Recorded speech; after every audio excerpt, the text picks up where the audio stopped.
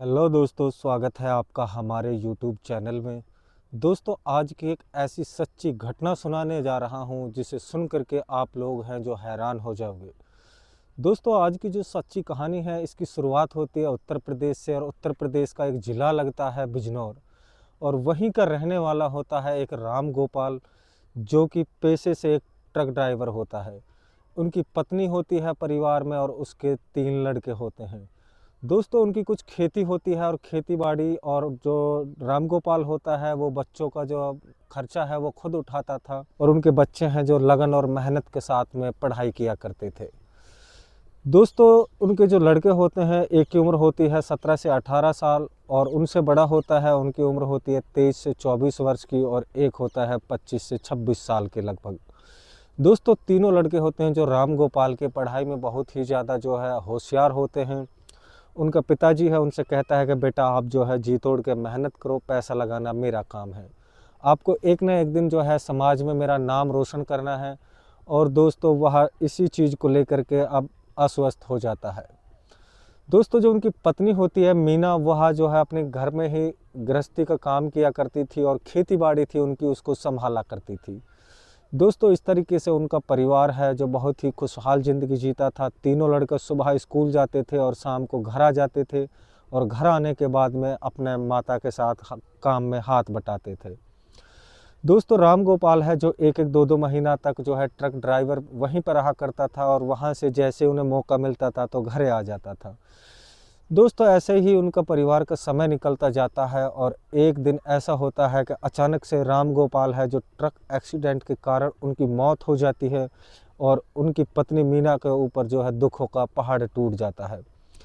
दोस्तों, वह अब अपनी तीनों लड़कों को बुला करके कहती है कि बेटा अब आपको जो है पढ़ाई में और ज़्यादा फोकस करना है, और मैं है जो खेतों में काम करके अपना जो है भरण पोषण करना पड़ेगा।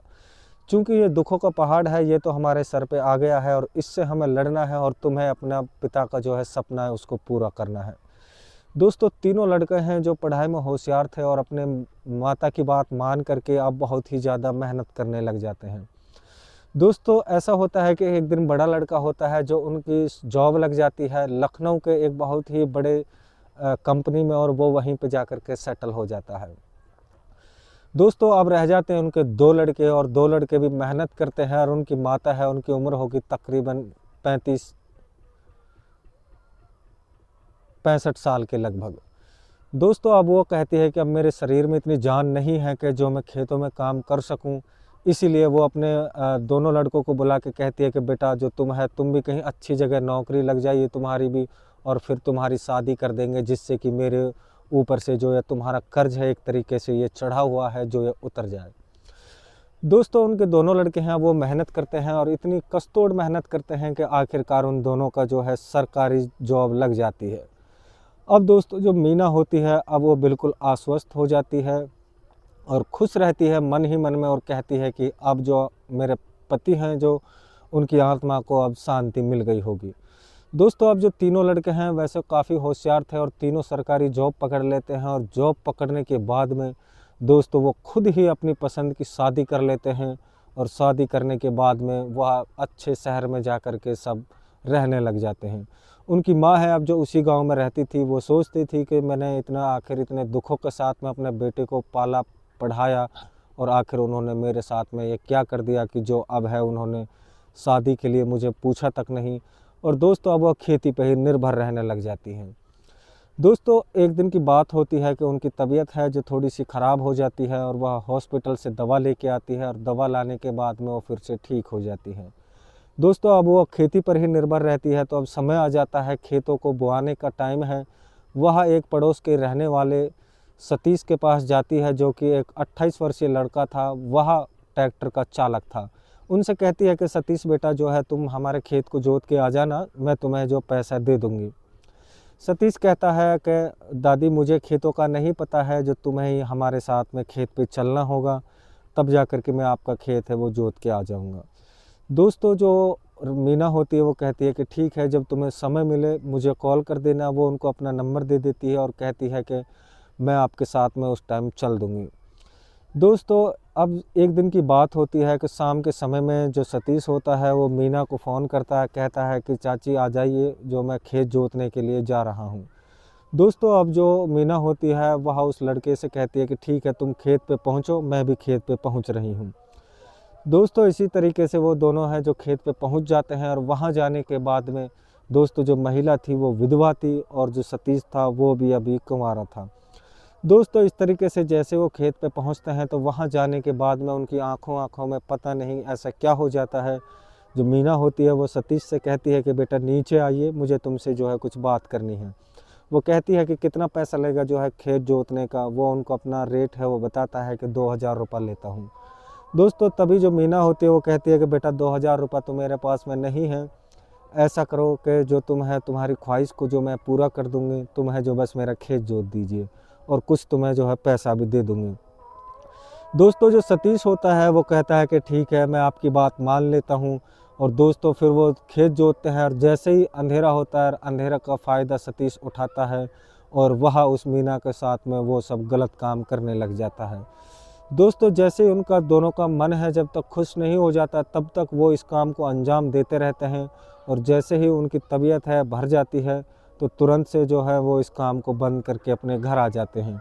अब मीना का जो है खेत जुट जाता है, लेकिन उसको अब इस चीज़ का अकेलापन है फिर से काटने लग जाता है।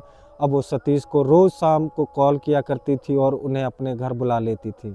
दोस्तों सतीश है जो खुशी खुशी उनके घर पहुंच जाता है, और फिर वही उनके साथ में अनैतिक काम करने लग जाता है, जो कि समाज में बहुत ही एक बड़ा कलंक साबित होगा, उन्हें नहीं पता था।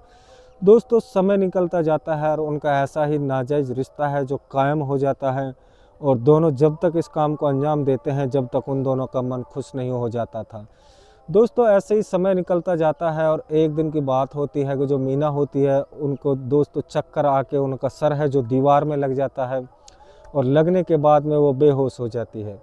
तभी दोस्तों उनका जो पड़ोसी होता है वह उनके बेटों को फ़ोन कर देता है, और उनके बेटे हैं जो घर आ जाते हैं, और उन्हें तब तक उनका पड़ोसी है जो अस्पताल लेके पहुंच जाता है। अस्पताल में पहुंचने के बाद में दोस्तों जैसे ही डॉक्टर उनकी जांच करते हैं, और जांच करने के बाद में उन्हें ट्रीटमेंट देते हैं, अब दोस्तों उनकी रिपोर्ट सुनने के लिए वहाँ पे कोई नहीं था। दोस्तों तभी उनके तीनों लड़के आ जाते हैं, तीनों लड़कों की बहू आ जाती है, और वहाँ आने के बाद में डॉक्टर से वो पूछते हैं कि आखिरकार क्या हुआ है हमारे माताजी को। दोस्तों जैसे ही वो डॉक्टर है जो रिपोर्ट को देता है तो वहाँ उनके लड़कों की जो है पैरों तले से ज़मीन निकल जाती है, और वह आखिर सोचने पे मजबूर हो जाते हैं कि यह हुआ तो हुआ कैसे। दोस्तों डॉक्टर है जो वो भी इस चीज़ को लेकर के सोचने पे मजबूर हो जाता है कि ये 65 साल की बुढ़िया है, आखिर वो प्रेग्नेंट कैसे हुई। दोस्तों जैसे ही इस चीज़ का पता लग जाता है तो पूरे प्रदेश में जो है हाहाकार गूंज जाती है, और जैसे ही वो अपनी माता को दवा लेने के बाद में घर लेके आते हैं, घर आने के बाद में जब उनसे गहनता से पूछताछ करते हैं उनके बेटे, तो वो सच्चाई बता देती है। वो कहती है कि जो है पड़ोस का सतीश है, इनसे मैं ट्रैक्टर से खेत जुतवाने गई थी, और इन्होंने जो पैसा मांगा था वो मेरे पास देने के लिए नहीं था, इसलिए मैंने उनके साथ में इस काम को अंजाम दिया है। दोस्तों उनके दोनों लड़के होते हैं, उनकी माताजी होती है, वो चारों जने हैं जो पुलिस स्टेशन जाते हैं। वहाँ जाने के बाद में जो सच्चाई है पुलिस को बताते हैं। दोस्तों पुलिस है जो उस बुढ़िया में भी फटकार लगाती है और कहती है कि तुम्हारा ही ये सब कुछ किया धरा है। दोस्तों उसके बाद में रोहित को पुलिस है जो गिरफ्तार कर लेती है।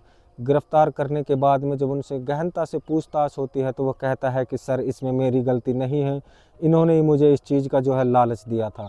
दोस्तों पुलिस है जब दोनों को सख्ती से पूछती है, और पूछने के बाद में चालान FIR हो जाती है। रिपोर्ट दर्ज होने के बाद में सतीश को जो है कोर्ट में पेश किया जाता है, और कोर्ट में पेश करने के बाद उसे सलाखों के भीतर भेज दिया जाता है।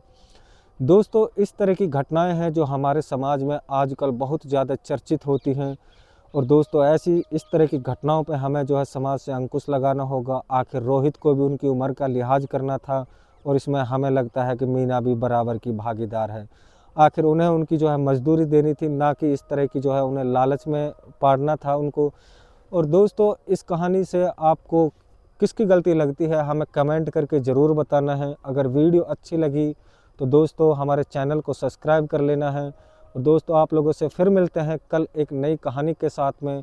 इस कहानी का उद्देश्य हमारा किसी का दिल दुखाने का बिल्कुल भी नहीं था। हम जो भी कहानी सुनाते हैं समाज को सचेत करने के लिए, जागरूक करने के लिए बताते हैं।